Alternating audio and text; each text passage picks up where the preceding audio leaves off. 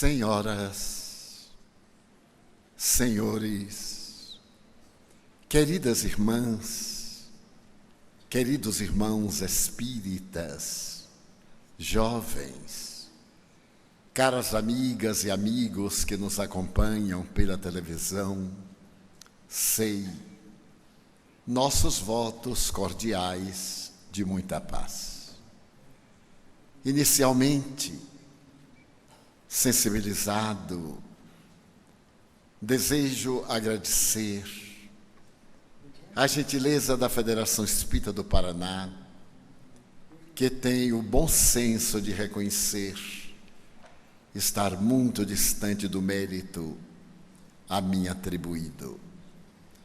Porquanto nestes passados 60 anos de convivência com a alma paranaense, tenho sido o verdadeiro beneficiado, com o exemplo de solidariedade que a Federação Espírita do Paraná vem desenvolvendo desde há muitas décadas.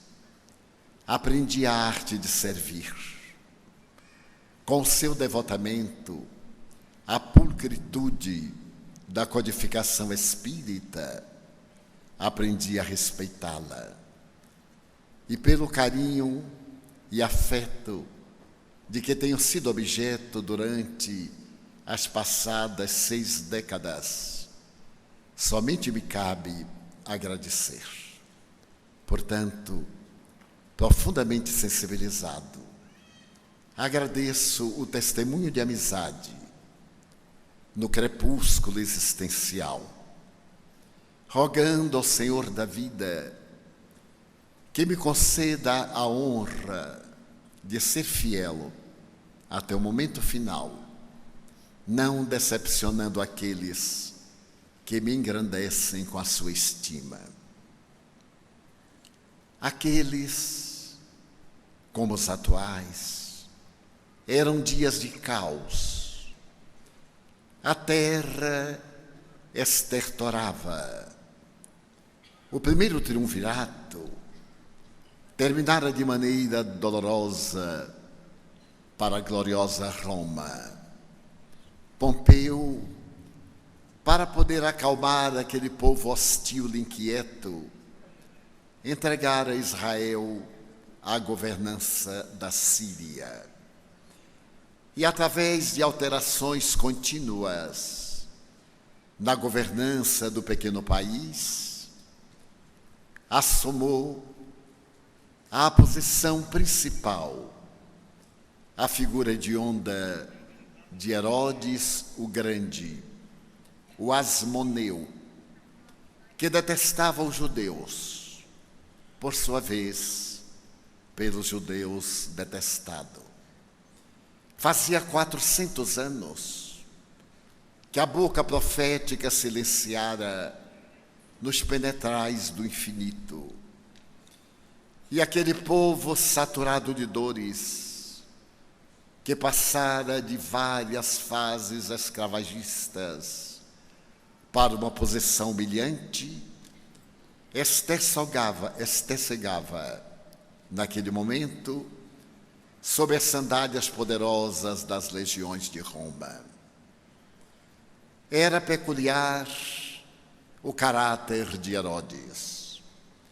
Este homem que, para poder atrair o interesse dos asmoneus, consorciara-se com Mariane, a nobre princesa Asmoneia, revelou-se como uma das personalidades mais impiedosas da sua época.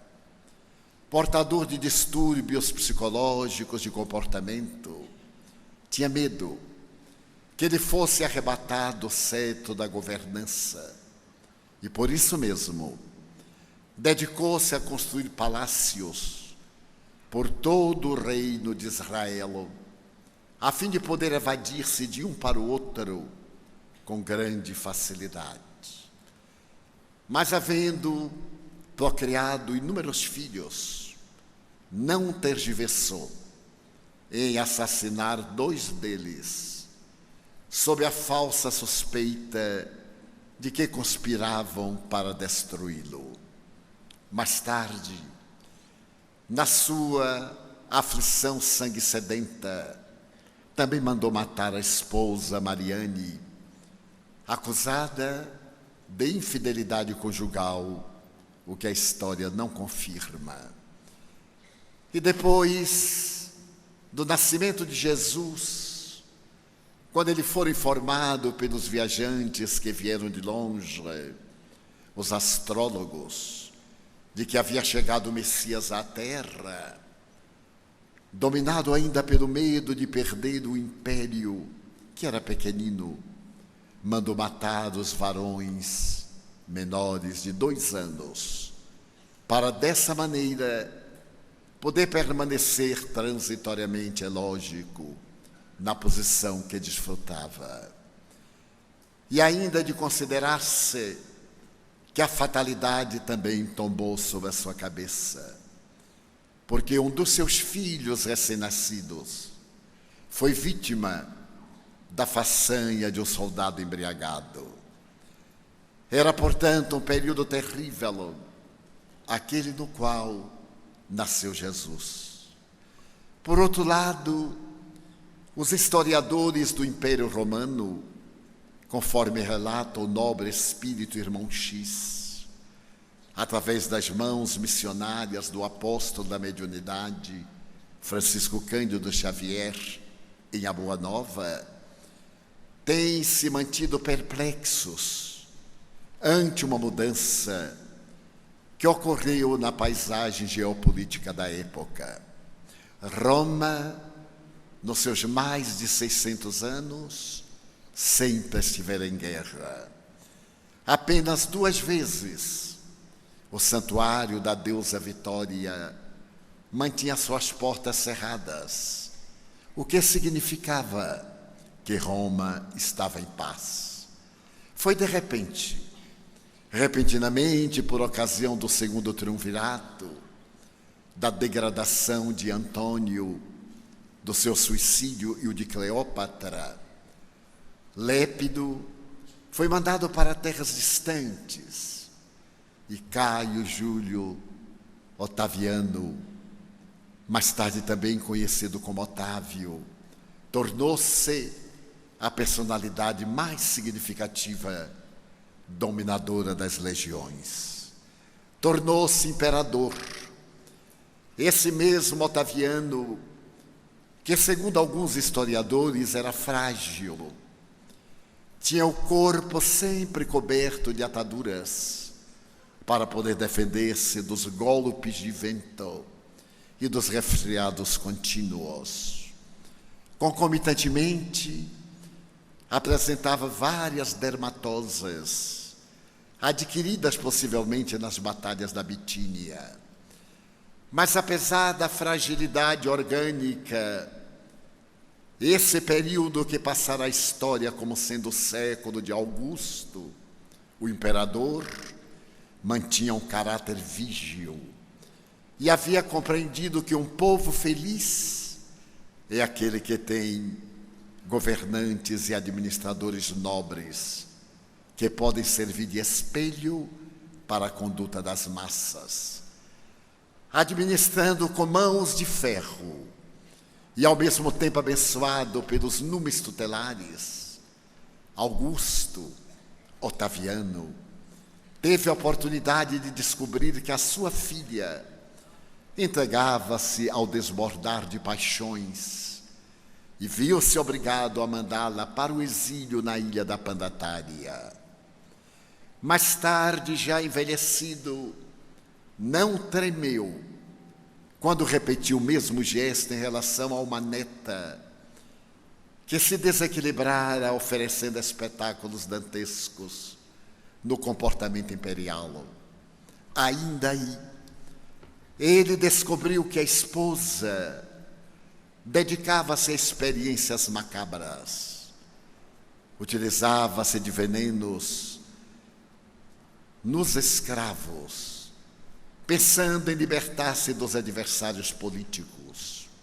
E Otaviano não tergiversou em mantê-la na casa imperial no entanto, distante do tálamo conjugal. Esse homem extraordinário viveu, porém, momentos gloriosos, porque as musas encarregaram-se de mandar à terra personalidades como Virgílio, Salústio, Tito Lívio, Mecenas, como os grandes inspirados. Já não renasciam na indumentária carnal, naquele período, as personalidades bélicas de Alexandre Magno da Macedônia, de Ciro cartaginês, ou de outros que fizeram o solo terrestre tremer diante das suas ameaças bélicas. Quantas vezes, ali no fórum, ele estava na sua tribuna de ouro e era levado às lágrimas quando Virgílio, tomado de uma grande emoção, declamava: ó sol fecundo, que diariamente abres e fechas o dia com a tua luz gloriosa, que nunca mais se possa ver nada que se equipare à gloriosa Roma. Era que a humanidade, naquele momento, estava tecendo a sua túnica nupcial para o noivado com o Rei Solar, para aquele que viria ao mundo modificar-lhe a estrutura íntima e alterar completamente as doutrinas da tradição, criando uma era nova. Foi, portanto, de um lado, nos estertores de Israel, e sob a bênção dos números tutelares que cantavam em Roma para todo o planeta, que Jesus nasceu. Nasceu numa noite fria, numa modesta gruta perto de Jerusalém, para poder demonstrar que o poder de Deus apresenta-se na simplicidade e na pureza. Foi ali, portanto, em Belém de Judá, que numa estrebaria improvisada, onde os animais domésticos e os pastores procuravam refúgio nas noites de frio, que a terra recebe a estrela de primeira grandeza, que é Jesus, o divisor da humanidade. 19 séculos depois, Ernesto Renan terá a oportunidade de dizer que todos os vultos da humanidade nasceram na história, mas Jesus é a única exceção. O seu berço é tão grandioso que não coube na história da humanidade, dividiu-a antes e depois dele. Mas este Jesus transcende o conceito exarado por Ernesto Renan nesta oportunidade, quando, ao escrever-lhe a vida a seu modo, no dia 22 de fevereiro de 1862, no Colégio de France, ao apresentar a aula inaugural do eminente educandário da França, Ernesto Renan dá um golpe de misericórdia numa velha tradição, dizendo que Jesus foi um homem incomparável. A expressão colocada objetivava demonstrar que ele não pertencia a uma trindade dogmática tradicional. Ele é incomparável, o excelente Filho de Deus, que teve a coragem de cantar o amor como dantes e depois jamais alguém se atrever a fazer com tanta pujança, porque até ele, na história da humanidade, o amor ainda não havia encontrado a sua realização. Podemos remontar a Krishna, deter-nos nas obras grandiosas da revelação indiana, e não ouviremos referências sobre o amor. Poderemos viajar na direção de Siddhartha Gautama, E o nobre meditador, o Buda, o desperto, terá a ocasião de referir-se à compaixão, à misericórdia, ao caminho do meio. Moisés, ao receber a inspiração do Decálogo no Sinai, exaltará a grandeza do amor a Deus e logo depois do amor aos pais. Akhenaton no Egito, desejando representar um Deus único, através de Aton, o sol, não se recorda do amor. Nem Confúcio nos Analectos, nem Lao Tse.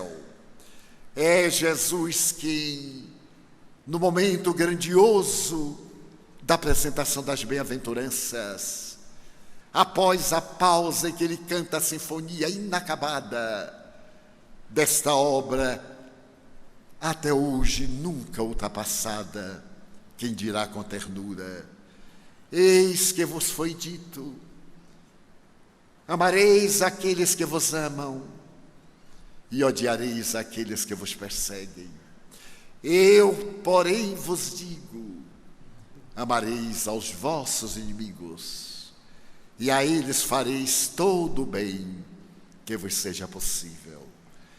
Naquele momento, Jesus consagrava o amor como sendo a expressão mais grandiosa de Deus para o entendimento da criatura humana.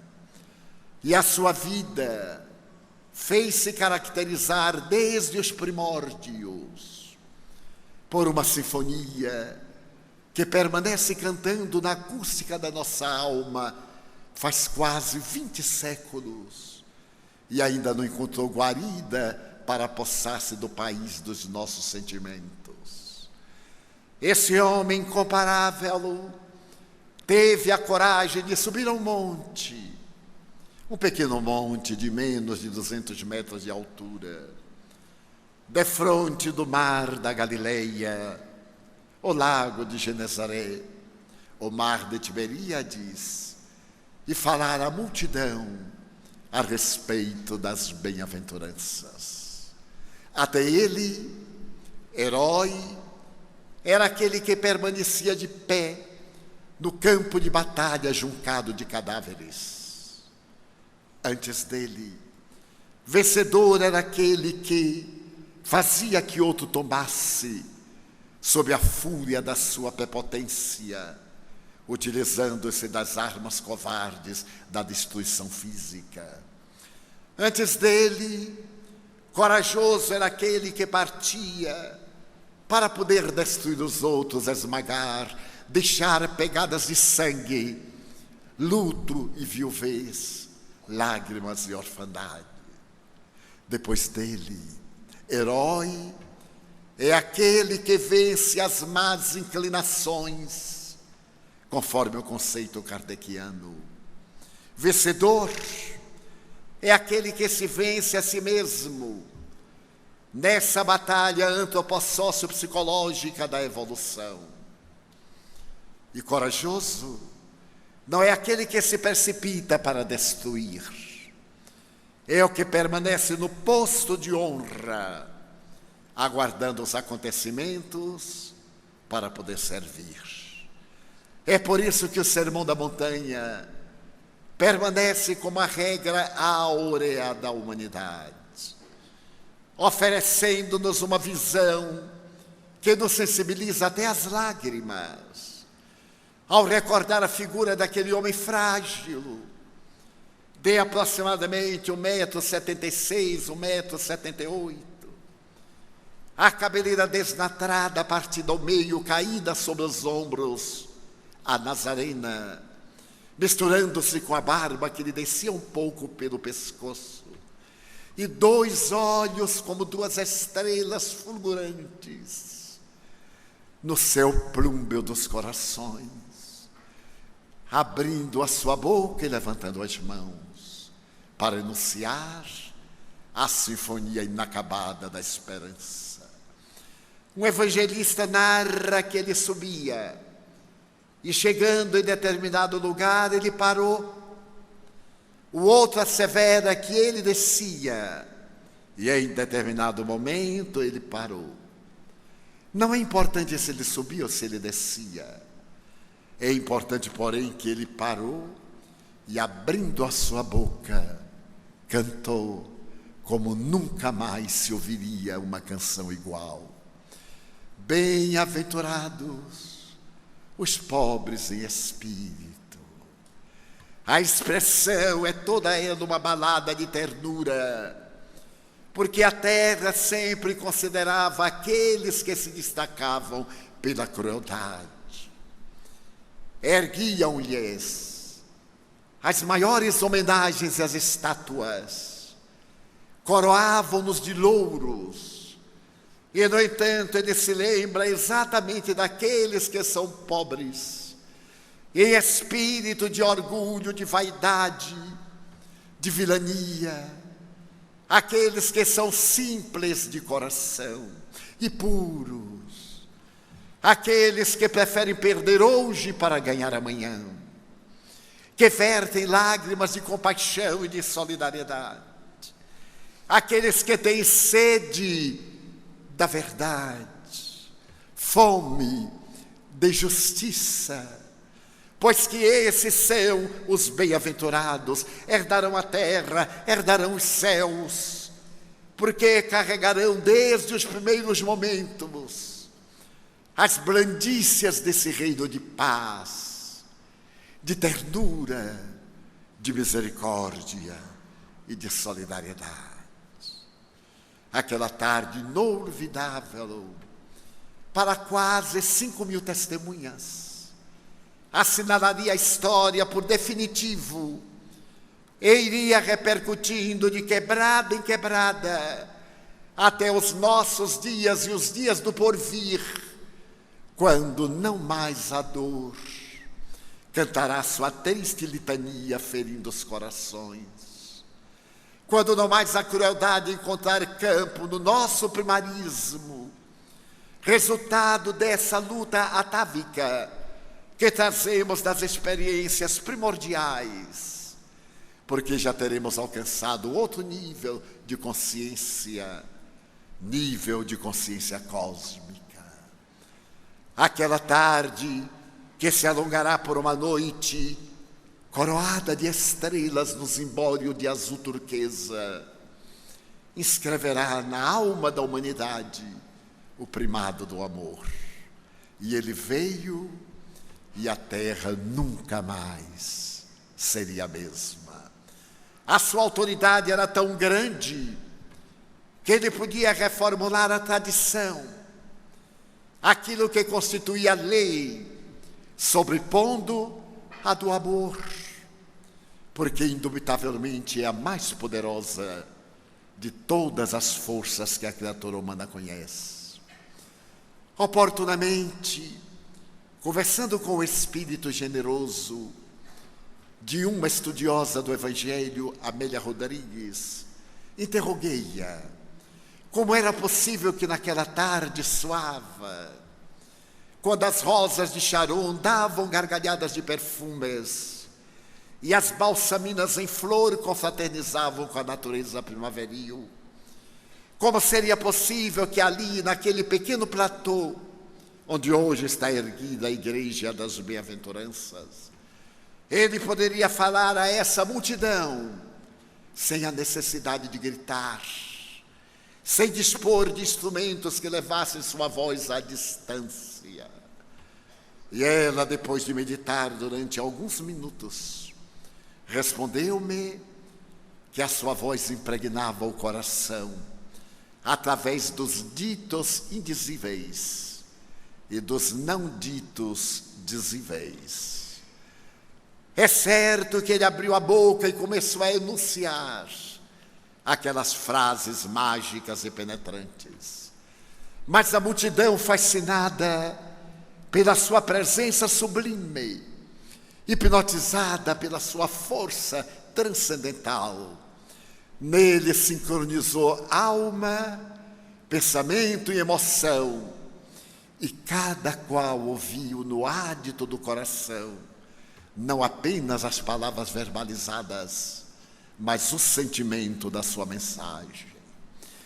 E essas almas deveriam dali partir na direção do porvir, reencarnando-se nas horas ásperas dos dias futuros, no momento terrível das heresias e das lutas de poder, nas horas inditosas das cruzadas e nas horas infelizes do Santo Ofício, em tentativa de restaurar a mesma beleza daqueles entardeceres e amanheceres, de que a Galileia se tornara a cátedra sublime, onde ele inscreveu em cada vida o evangelho da alegria. Eis que eu vos trago boas novas de alegria.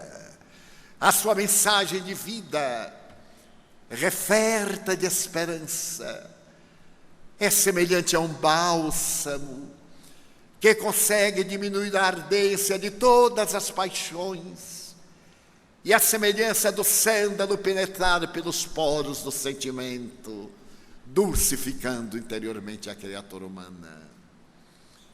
Ele teve a sabedoria de ali mesmo, naquela Galileia, na região de Betsaida, de Cafarnaum, buscar aqueles a quem já amava desde antes, e que por sua vez desde antes também o conheciam, para que fossem os embaixadores da mensagem que não podia deperecer.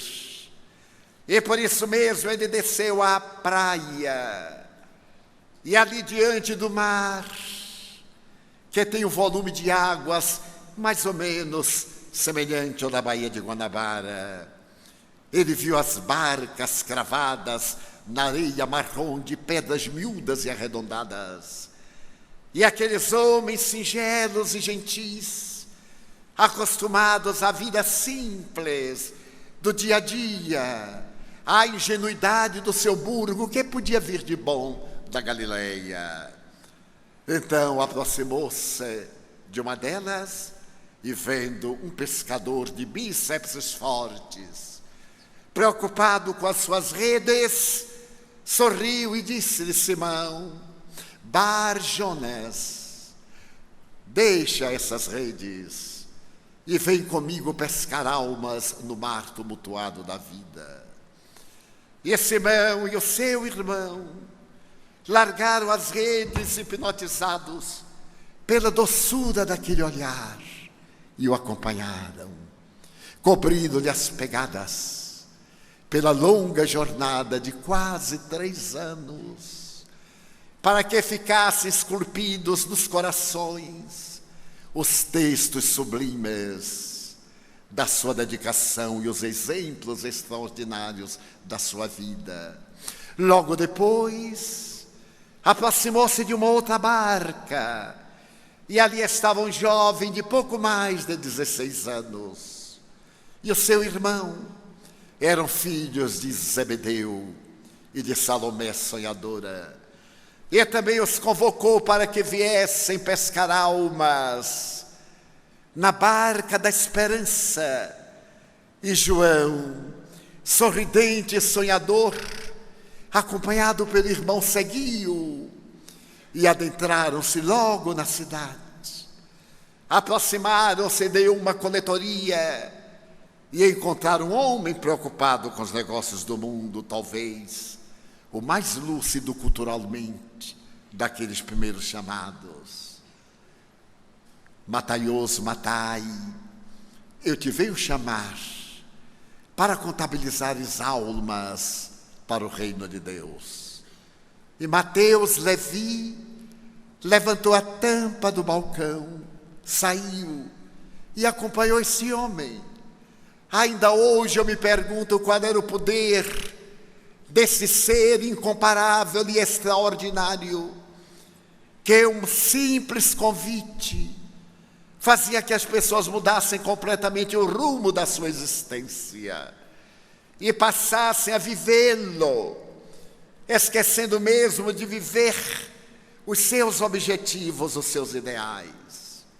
E ainda me pergunto, se ele me aparecesse, ou me tivesse aparecido e pedido que abandonasse tudo para segui-lo, que teria feito?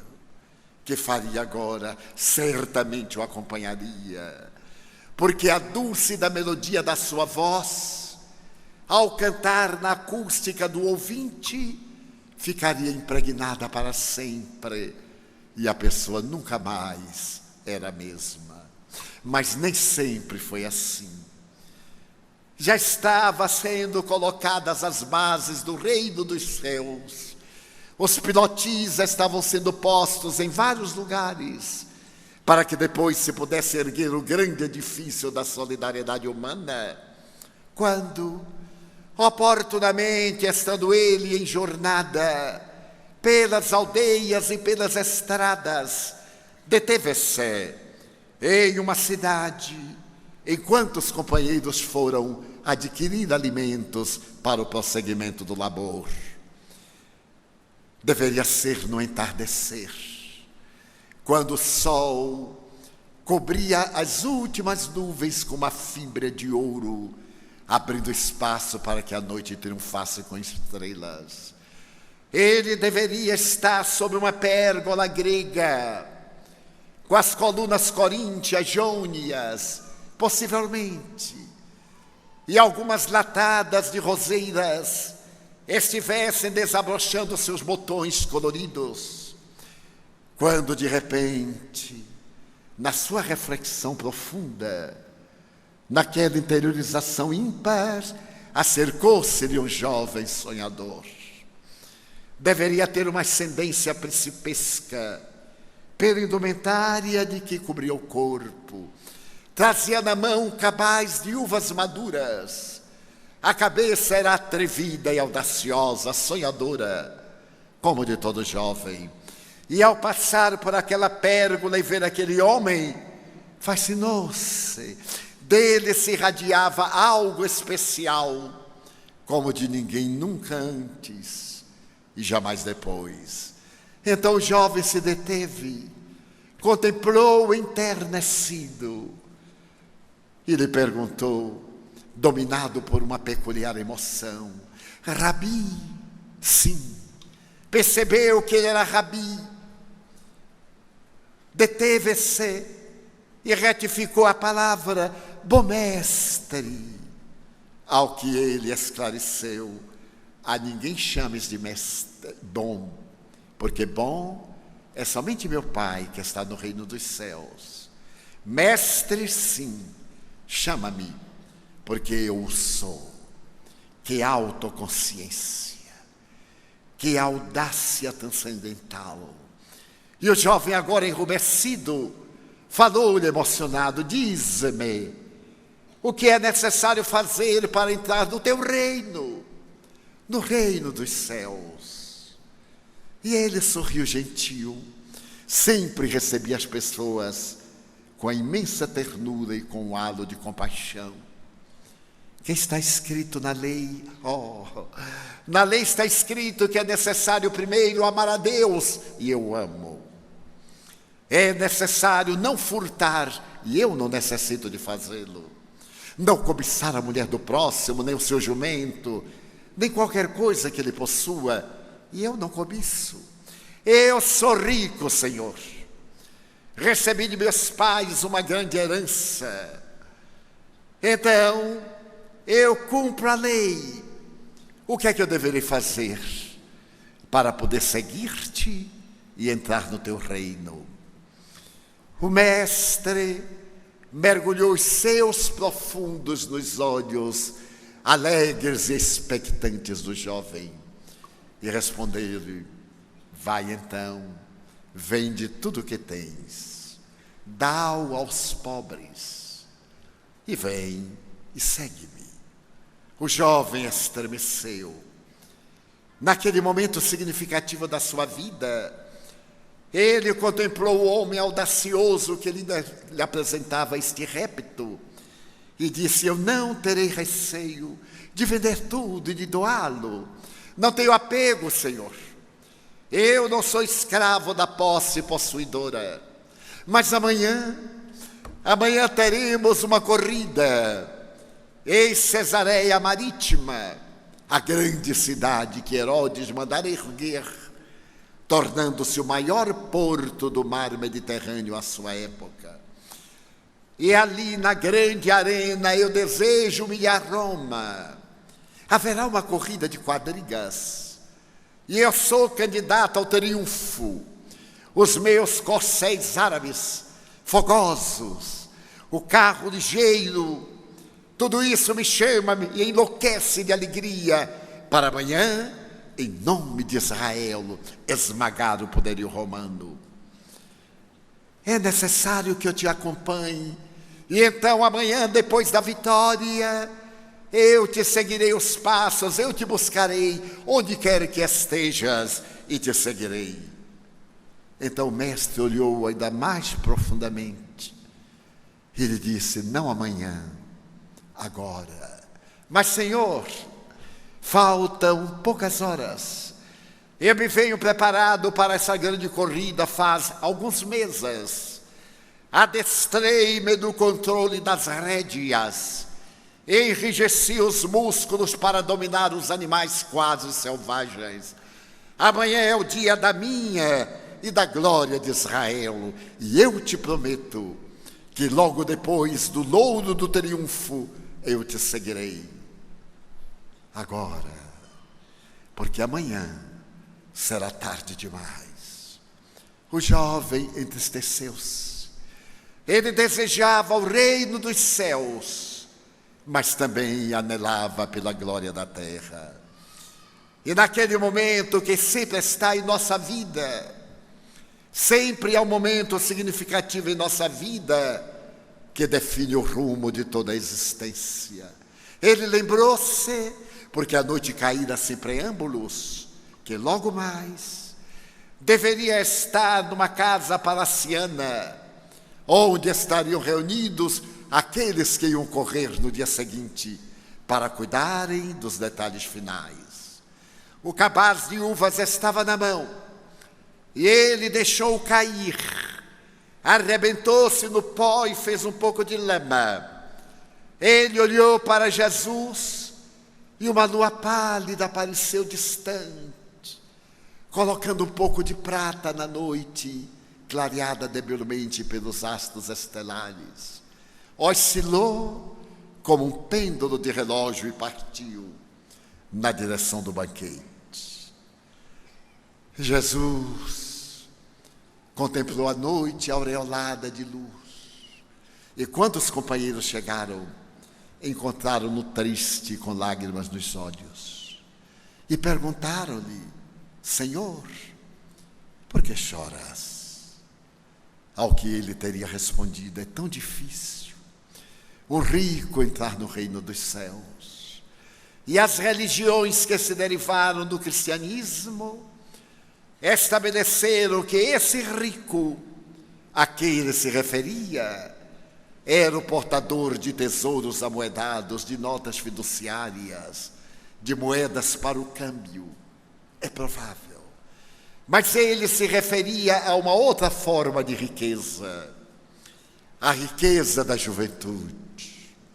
Renunciar aos prazeres fúteis da juventude para poder ganhar o reino dos céus. Renunciar à fortuna do orgulho, ao tesouro da prepotência, porque nós possuímos tesouros de valor incalculável, que não são medidos nas bolsas internacionais. Somos até capazes de dar o que temos, mas nem sempre temos a coragem de oferecer o que somos. E a noite desapareceu no amanhecer ensolarado. E em Cesareia Marítima, mais de 60.000 espectadores lotavam o imenso lugar dos jogos, quando o chofar emitia o seu som característico para a corrida. Eis que o moço rico parte em desabalada correria na sua quadriga, faz a primeira volta em triunfo. Israel freme de júbilo, ali presente naqueles que o aplaudem. E na segunda volta, em um gesto infeliz, uma das suas rodas toca na roda de uma outra quadriga e ele vai lançado à distância. Bate-se no solo, debate-se na areia, e os carros que vêm disparada atropelam-no, despedaçam-no, as vísceras saem da intimidade do corpo, ele freme, os olhos estão agora como manchas de sangue, ele está trêmulo, frio, um desespero, as palpitações cardíacas exageradas, e o frio terrível tomando conta dele.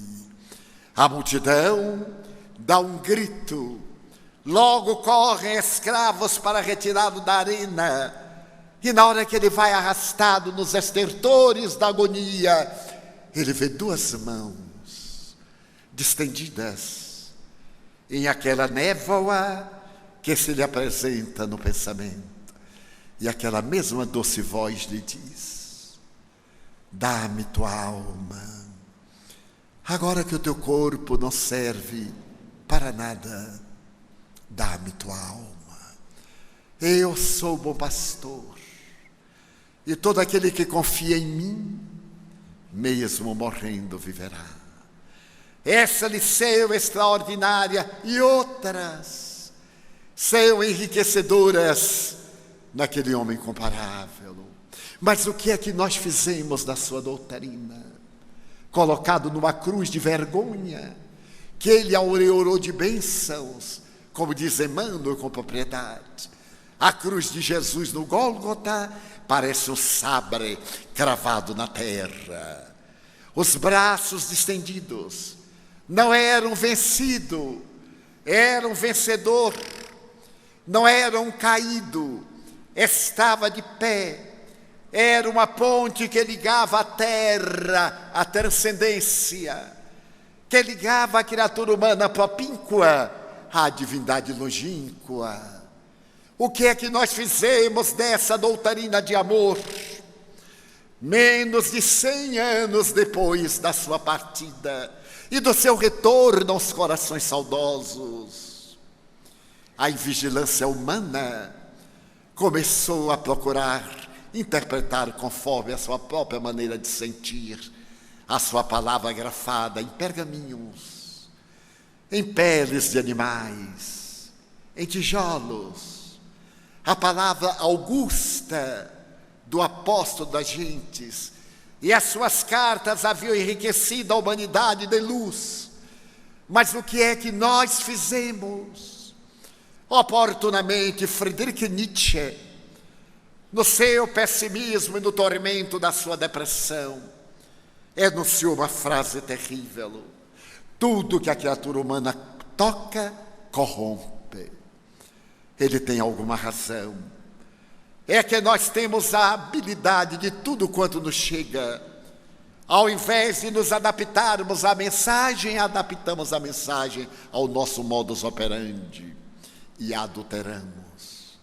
Foi o período difícil das lutas entre os cristãos de Jerusalém, da África do Norte e de Roma.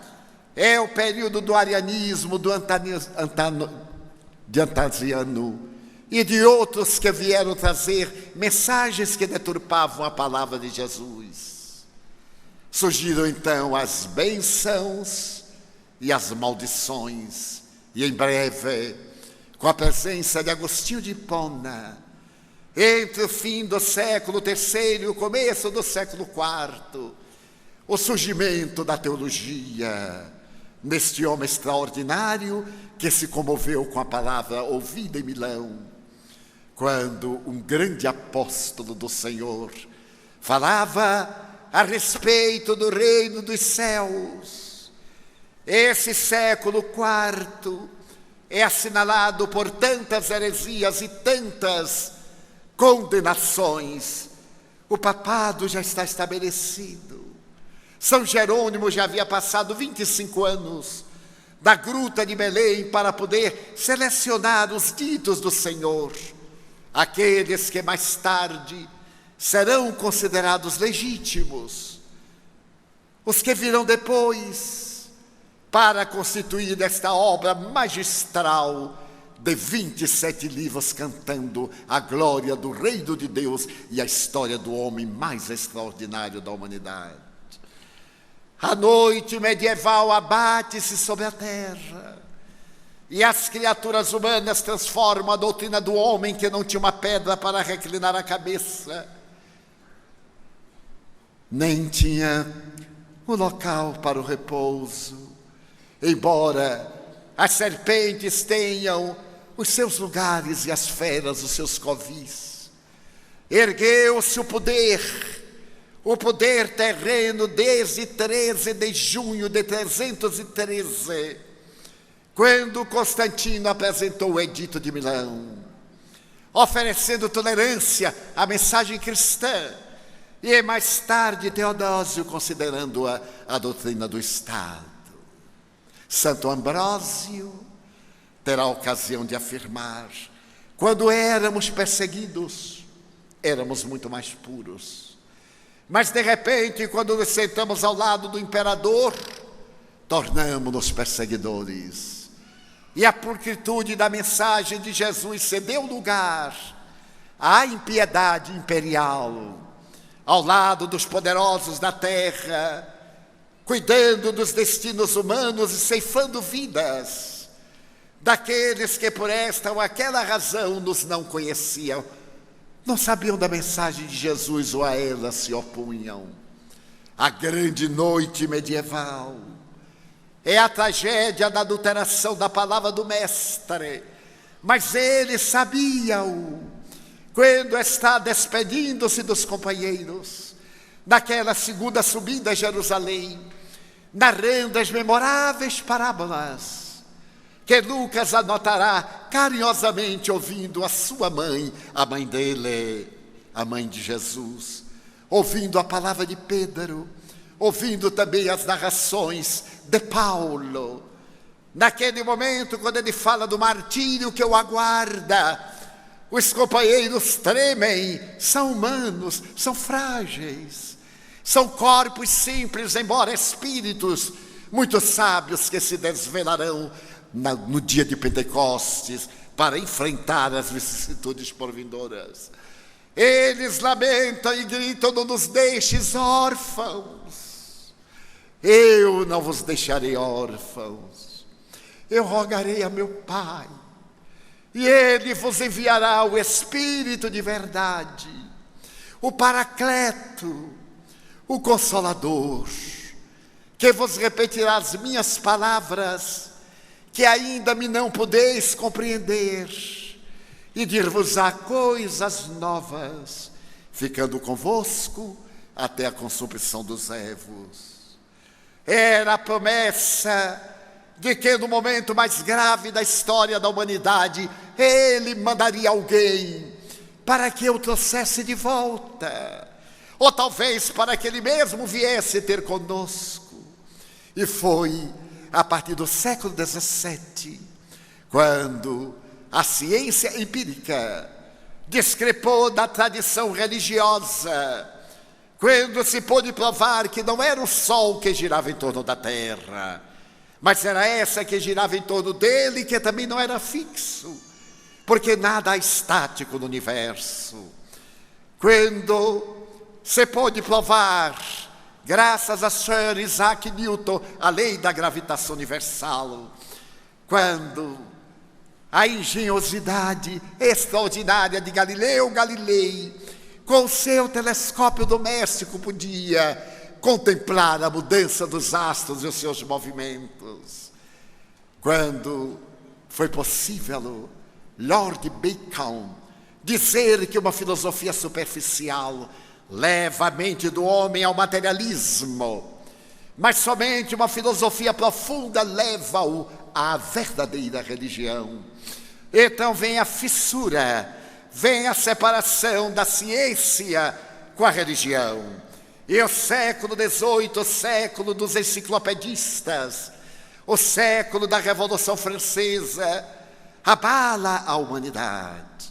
E em pleno alvorecer do século XIX, quando as luzes napoleônicas estão no seu apogeu, mergulha na indumentária carnal, na cidade de Lyon, a 3 de outubro de 1804, o apóstolo tcheco-eslovaco Jan Hus, que foi devorado pelas labaredas de Constança e que teria dito, quando ele era uma tocha humana: vós hoje assais o pato, porque Rus em tcheco significa pato ou ganso. Mas virá um dia que um cisne de luz voará tão alto que as vossas labaredas não o alcançarão. Nasce então, no fastígio napoleônico, Hippolyte Léon Denisard Rivailo, esse extraordinário discípulo de Pestalozzi, que também se torna mestre, seguindo os passos do seu mestre, o notável pai da pedagogia moderna e daquele mestre incomparável e inimitável. E ao retornar ou a viajar a Paris para implantar o método pestalozziano, destaca-se le professeur Rivailo pela inteligência vulgar, pelos programas da Sorbonne, pela publicação da conjugação dos verbos franceses em uma gramática, um dos mais difíceis das línguas neolatinas, para que mais tarde, a 18 de abril de 1857, instaure na Terra a era do espírito imortal, com a publicação do Livro dos Espíritos, esse extraordinário tratado de ciência filosófica, que penetra no âmago das questões tormentosas e projeta uma luz meridiana que a ciência aceita. Um tremendo materialista francês, Broussais, havia enunciado: falo-me de religião, mas dê-me uma religião científica, uma religião que possa enfrentar a ciência. E essa religião virá em O Livro dos Espíritos. E mais tarde, quando o egrégio codificador, agora com o pseudônimo de Allan Kardec, terá a nobreza de dizer: fé verdadeira ou legítima somente o é aquela que pode enfrentar a razão face a face em todas as épocas da humanidade. Desde que foi publicado o Livro dos Espíritos, há aproximadamente 157 anos, a ciência conseguiu a sua maior magnitude. A física clássica tornou-se quântica, a física das probabilidades. E acabamos de ver no ano passado, ao ser detectado o bóson de Higgs, alguns físicos dizerem que o bóson de Higgs é a assinatura de Deus colocada na sua obra. A ciência fazendo, através de alguns cientistas, a viagem de retorno a Deus, ou por ocasião da decodificação do genoma humano no ano 2000, o pai do projeto grandioso dizer que agora sim podia-se saber como Deus havia criado a vida. E em 1967, Sir James Jeans, astrofísico inglês, declarar com toda a pujança: até agora, nós, os cientistas, pensávamos que o universo era uma máquina. Mas agora nós temos a certeza de que o universo é um grande pensamento. E logo a seguir-lhe as pegadas, outro físico inglês, Firth, dizer que o espírito é uma realidade. Acabo de detectar o espírito. O espírito, para mim, é semelhante à eletricidade e à gravidade, reticências que pensa. Utilizo-me da palavra inglesa mind, mente, para dizer que o espírito é constituído de partículas de mente, de mindons, chegando à conclusão de uma religião absolutamente científica. E há menos de 6 meses, na Universidade Harvard, nos Estados Unidos, o Dr. Ben Alexander III, neurocirurgião materialista, depois de 7 dias no estado de morte cerebral, vitimado por uma meningite rara, que ataca uma pessoa em 1 milhão, graças ao coli. No momento em que se vai desligar os aparelhos, ele desperta e narra com seu conhecimento de neurocirurgião que durante aquele período em que o cérebro não podia funcionar, ele pensava. O pensamento não é uma elaboração cerebral. O pensamento é transcendente, o cérebro é um instrumento que o decodifica. E escreve agora um best-seller, O Céu Existe, asseverando, conforme a obra de André Luiz, em nosso lar, a realidade de colônias espirituais em volta da Terra, e naturalmente colocando em suspeita o velho materialismo, que a cada momento sofre um golpe fatal nas suas entranhas. Uma ciência religiosa, uma religião científica. Não há muito, por volta de 1923, aqui em Curitiba, pregava o eminente trabalhador da causa espírita Manuel Viana de Carvalho.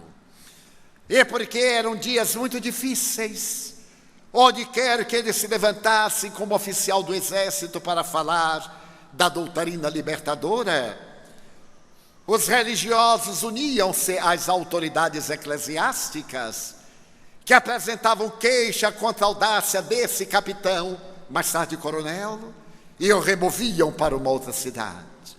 Aqui em Curitiba, depois de sensibilizar a alma curitibana, ele foi chamado a depor diante de um tribunal militar.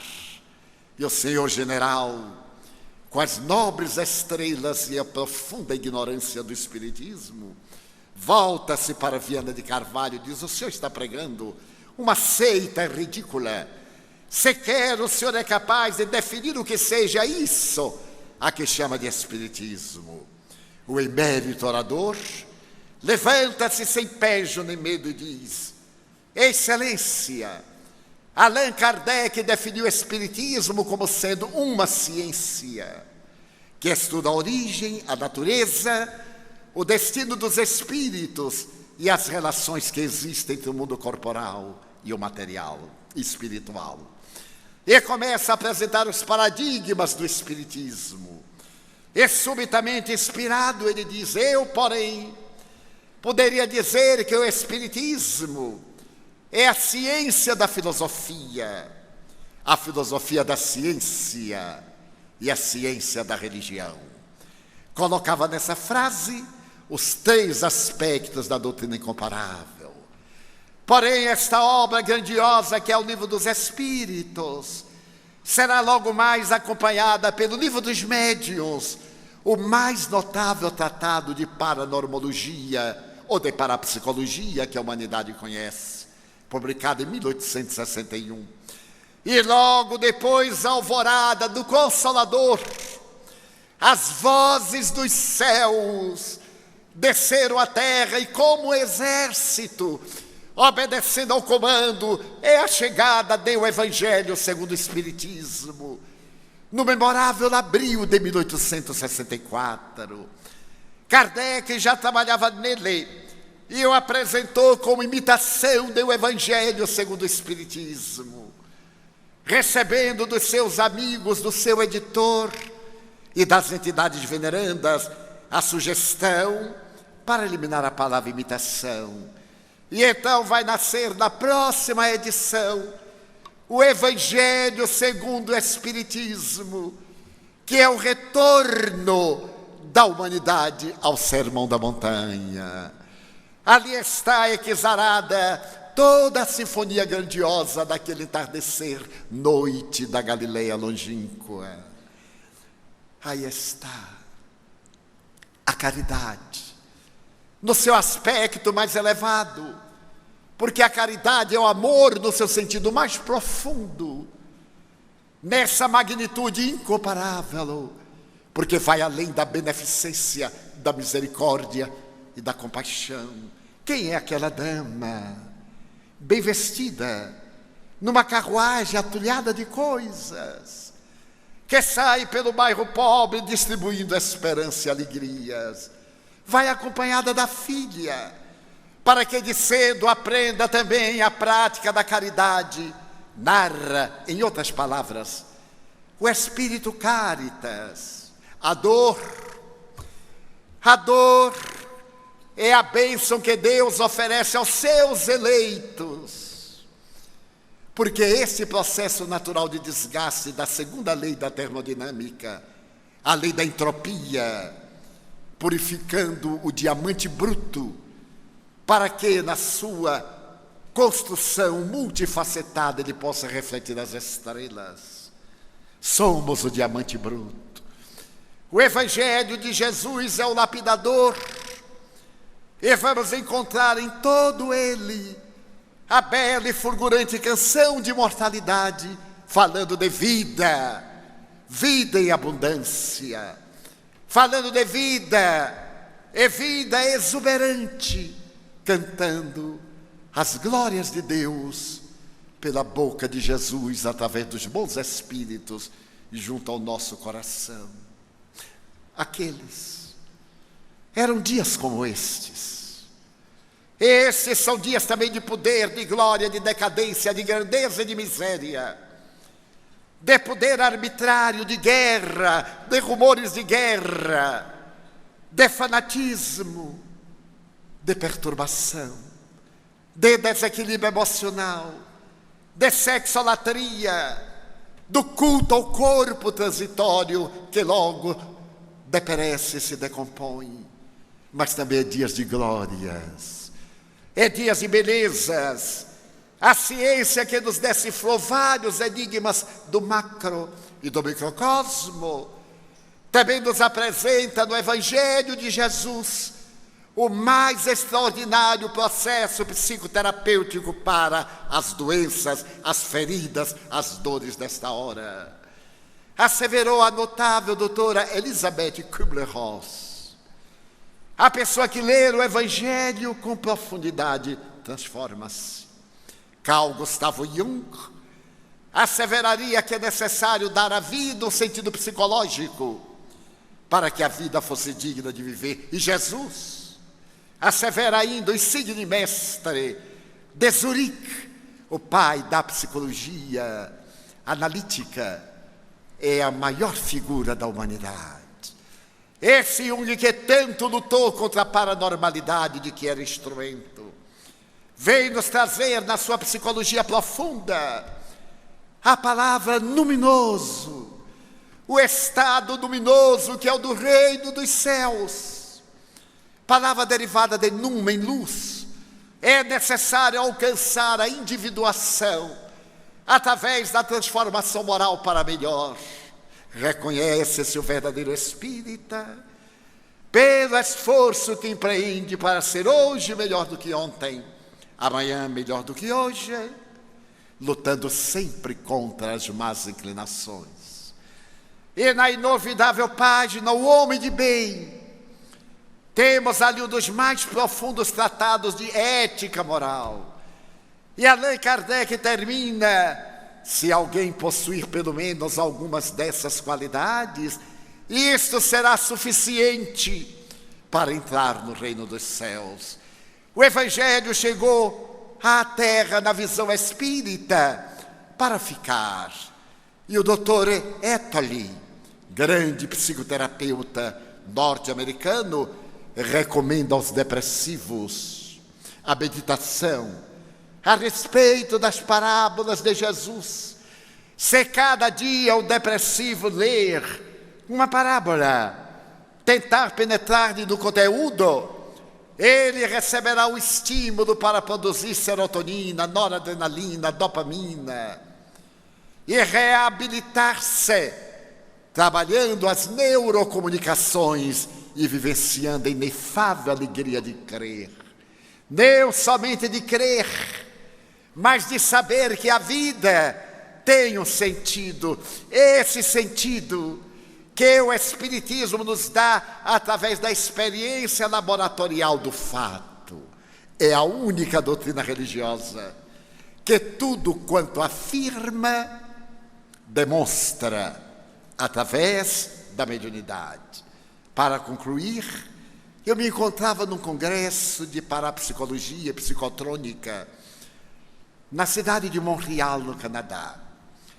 Eles não falando inglês, tendo um tradutor excelente, o Dr. John Círio, brasileiro eminente, mestre de comércio internacional, citado pela revista Forbes. Combináramos mais ou menos o que queríamos falar. E no momento, quando eu fui chamado, éramos os únicos espíritas, os dois brasileirinhos e mais de 1000 personalidades ilustres de mais de 50 países. Eu disse, meu Deus, como é que o senhor me coloca numa situação dessa? Eu que sou formado em datilografia, o que é que eu vou poder dizer a esta gente? Mas estava na mente a maneira como ia começar a pedir desculpas por não falar o inglês, e dizer que falava o idioma internacional do amor, e que seria entendido através do intérprete. Mas no momento quando fomos convidados aos respectivos microfones, da cadeira ao microfone, algo aconteceu dentro de mim. E na hora que eu fiz a saudação, então, ao invés de adentrar-me no tema adrede combinado, eu disse, eu não creio na imortalidade da alma. O tema eram provas científicas da imortalidade da alma. O tradutor não desencarnou porque não se lembrou. Ele teve um choque, olhou-me e disse, Divaldo, o tema é prova científica da imortalidade da alma. Eu sorri e repeti, eu não creio na imortalidade da alma. E ele ficou sem traduzir. Eu disse-lhe, por favor, traduza. Ele disse, não traduzo. Eu digo, então eu vou dizer em inglês. E será uma tragédia, porque como eu falo com sotaque de Cambridge, é provável que eles não me entendam. Então houve um momento especial, as pessoas olhavam-nos, nós sorríamos e brigávamos, sorrindo fraternalmente. Ele então tomou uma atitude hierática, olhou para mim e fez, ele não acredita na imortalidade da alma. Ele disse, realmente eu não creio. Eu sei que a imortalidade da alma é um fato, porque quem crê hoje, talvez amanhã não creia. E quem hoje não crê, amanhã passa a crer. Mas quem sabe, é para sempre até ter um distúrbio qualquer de natureza cerebral. Se eu sei ler, eu olho um outdoor e digo, não vou ler, já li. Ele então começou a traduzir e disse entre dentes, miserável. Então essa doutrina extraordinária e este evangelho de luz não é um manual de crenças. Trata-se da ciência do conhecimento. É mais do que crer, é saber. É ter certeza de que esse é o caminho da plenitude. É ter a segurança inabalável dessa fé que resiste a todas as alterações do conhecimento e dos tempos. Então bendizemos nesse momento o Sesc Centenário de publicação de Evangelho segundo o Espiritismo em Paris, em abril de 1864. Nossa diretriz de segurança, que ao retornarmos hoje para casa, tenhamos a coragem de levar esta mensagem. Chegou o momento de viver Jesus. Chegou o momento de voltarmos ao Evangelho no seu conteúdo mais claro, mais nobre, mais profundo. Este é o momento de volvermos ao Sermão da Montanha, de cantarmos a glória das bem-aventuranças e de nos colocarmos diante dele para podermos ouvi-lo dizer: Sine te parvulus venire ad me. Ó, vinde a mim todos vós, que estáis cansados e aflitos, e eu vos aliviarei. Tomai sobre vós o meu jugo, recebei o meu fardo, e compreendei que leve é o meu fardo, quão suave é meu jugo. Vinde a mim, eu vos aliviarei. Nós que choramos, nós que temos lágrimas que o mundo não vê, aqueles que temos as feridas do coração disfarçadas dos tecidos que nos cobrem, aqueles que anelamos pela verdade, pelo amor, pela justiça, e temos fome de Deus, sede de Jesus, digamos da nossa inefável alegria de conhecermos esta doutrina libertadora que nos dá o conhecimento profundo em favor da vida. E ao revés, ao inverso da reclamação, da queixa e da mágoa, a exaltação e a glória, Senhor. Eu gostaria de dizer-te que amo a vida, que para mim é bela e é consentida. Muito obrigado, Senhor, por tudo que me deste, por tudo que me dás, pelo ar, pelo pão, pela paz. Muito obrigado pela beleza que os meus olhos veem no altar da natureza, olhos que fitam o céu, a terra e o mar, que acompanham a ave ligeira que voa fagueira pelo céu de anil e se detém na terra verde salpicada de flores em tonalidades mil. Muito obrigado, Senhor, porque eu posso ver meu amor, mas diante da minha visão eu detecto os cegos que se debatem na escuridão, que tropeçam na multidão, que choram na solidão. Por eles eu oro, a ti eu imploro comiseração, porque eu sei que depois desta lida, na outra vida, eles também enxergarão. Muito obrigado pelos ouvidos meus, que me foram dados por Deus, ouvidos que ouvem o tamborilar da chuva do telheiro, a melodia do vento nos ramos do salgueiro, as lágrimas que vertem os olhos do mundo inteiro, ouvidos que ouvem a música do povo que desce do morro na praça a cantar, a melodia dos imortais. A gente ouve uma vez e não esquece nunca mais, a voz melodiosa, canora, melancólica do boiadeiro, e a dor que geme, que chora no coração do mundo inteiro.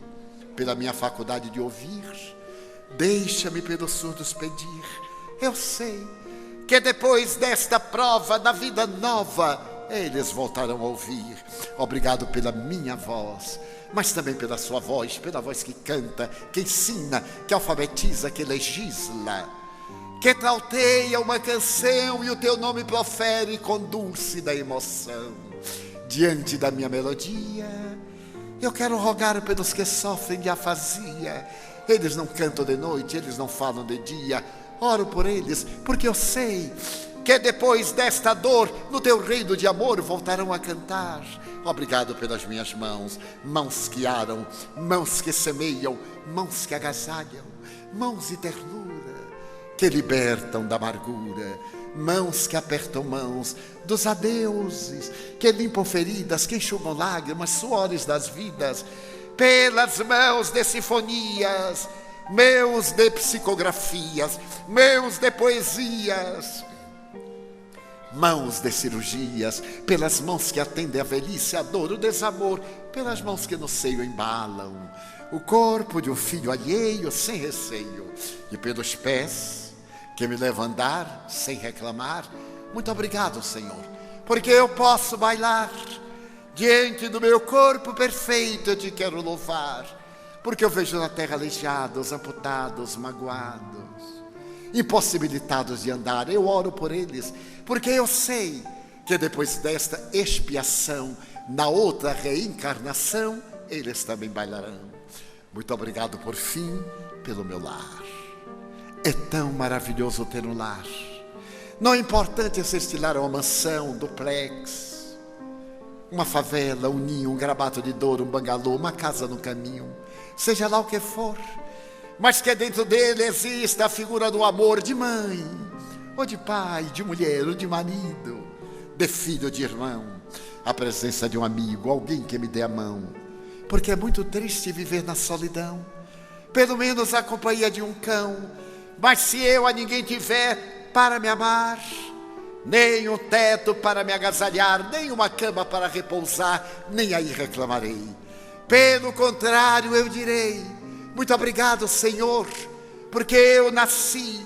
Muito obrigado, Senhor, porque eu creio em Ti. Pelo Teu amor, obrigado, Senhor, pela Sua atenção. Muito obrigado, senhores.